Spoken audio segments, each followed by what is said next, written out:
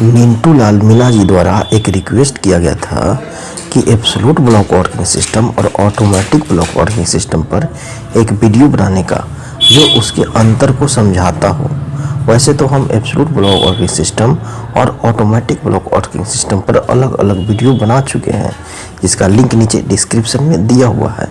आज हम इन दोनों के बारे में डिटेल में अंतर को समझेंगे। इससे पहले अगर आप मेरे चैनल को सब्सक्राइब नहीं किए हैं तो सब्सक्राइब करके बेल बटन को दबा दीजिए ताकि मेरे वीडियो का नोटिफिकेशन आप तक पहुंचता रहे। तो चलिए आइए देखते हैं।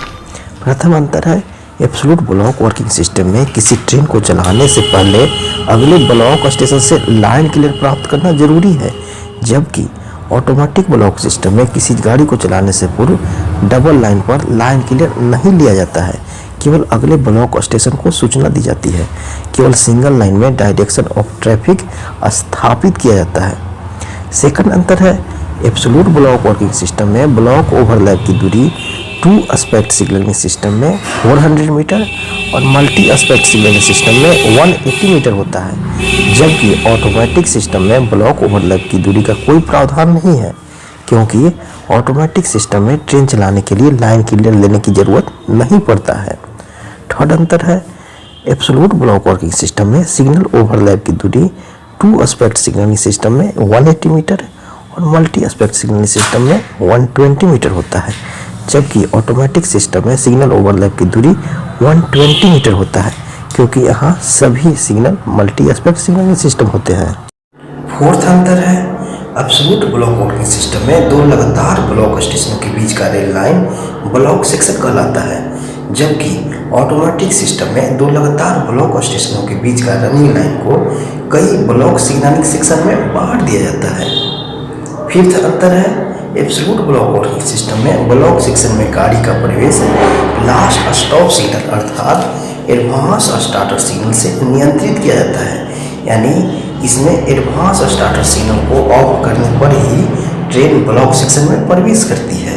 जबकि ऑटोमेटिक सिस्टम में ब्लॉक सिग्नलिंग सेक्शन में ट्रेन का प्रवेश ऑटोमेटिक या सेमी ऑटोमेटिक स्टॉप सिग्नल द्वारा नियंत्रित होता है, यानी इस ब्लॉक सिग्नलिंग सेक्शन में ट्रेन का प्रवेश तभी होगा जब इस सिग्नल के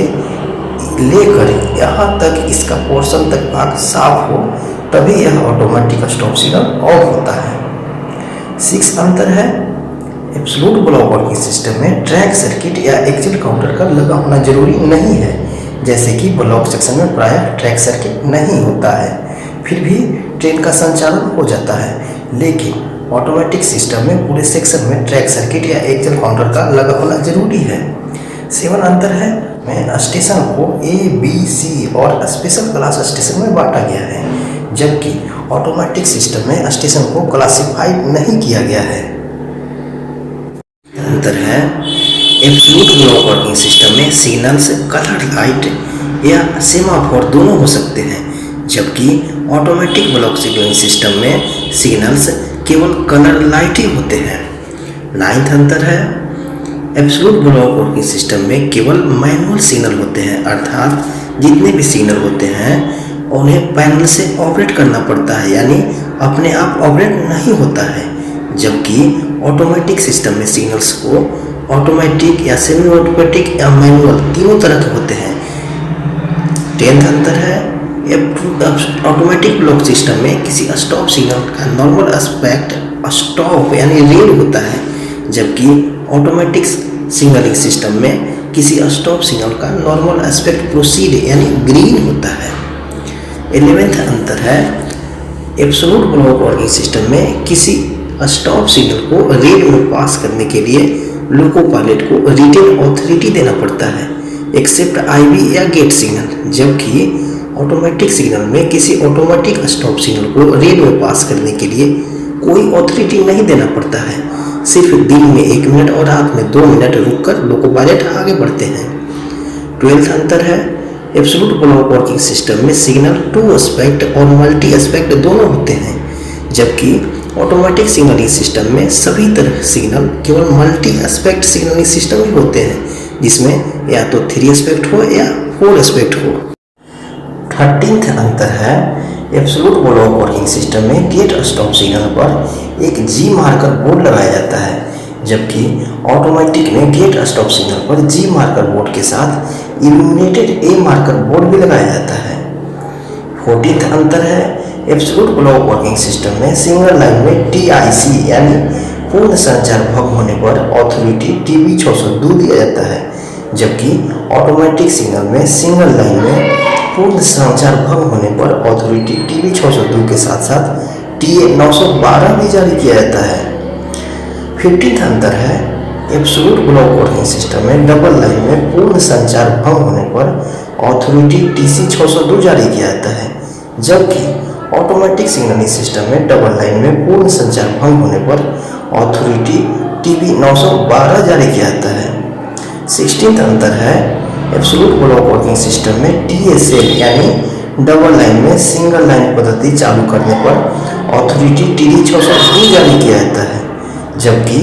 ऑटोमेटिक सिग्नलिंग सिस्टम में रॉन्ग लाइन के सभी ट्रेन और सही लाइन के फर्स्ट ट्रेन को TSL में TD 602 के साथ साथ TA 912 भी जारी किया जाता है। 17th अंतर है, एब्सोल्यूट ब्लॉक वर्किंग सिस्टम में रिलीफ इंजन या ट्रेन भेजने के लिए अथॉरिटी TA 602 दिया जाता है, जबकि ऑटोमेटिक सिस्टम में अथॉरिटी TC 912 जारी किया जाता है। 18th अंतर है, एब्सोल्यूट ब्लॉक वर्किंग सिस्टम में सिंगल लाइन में जब LSS यानी लास्ट स्टॉप सिग्नल डिफेक्टिव हो जाता है तो PLCT जारी किया जाता है, जबकि ऑटोमेटिक सिग्नलिंग सिस्टम में सिंगल लाइन में जब LSS यानी लास्ट स्टॉप सिग्नल डिफेक्टिव हो जाता है तो PLCT के साथ साथ TA 912 भी दिया जाता है। तो दोस्तों मिलेंगे पुनः हम अगले वीडियो में एक नए टॉपिक के साथ।